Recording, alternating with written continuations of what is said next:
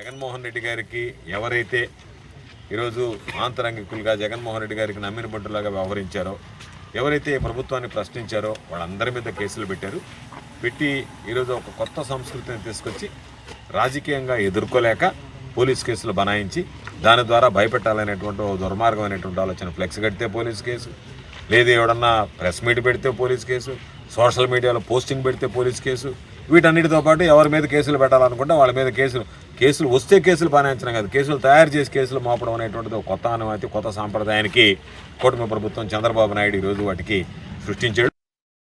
ఆధిపత్య పోరు కోసం ఇద్దరు చనిపోతే తెలుగుదేశం వల్లే ఆ కేసులో అక్రమంగా కేసులు.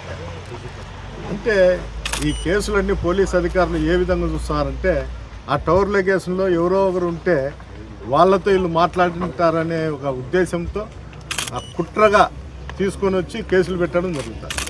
ఇది సాధారణంగా మా అనంతపురం జిల్లాలో ఎక్కువగా పెట్టేవాళ్ళు. పొలిటికల్గా ఎక్కడ మర్డర్ జరిగినా కూడా పొలిటీషియన్ ఇన్వాల్వ్ చేసి ఇబ్బందులకు గురి చేసేవాళ్ళు.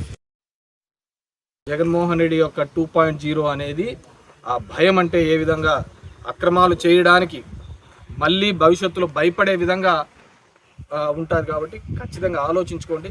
ఉద్యోగస్తులు, ఆఫీసర్లు అందరినీ కోరుకోవడం, మీకేదో పైన ప్రెషర్ ఉంది, కేవలం ఒక 4 నెలలు లోపల పెట్టండి, వాళ్ళు సాటిస్ఫై అవుతారు అనే పద్ధతిలో కేసులు కట్టుకుంటూ పోతే ఇది ఖచ్చితంగా మీకే తిరుక్కుంటుంది. ఎందుకంటే we are seeing n number of officers.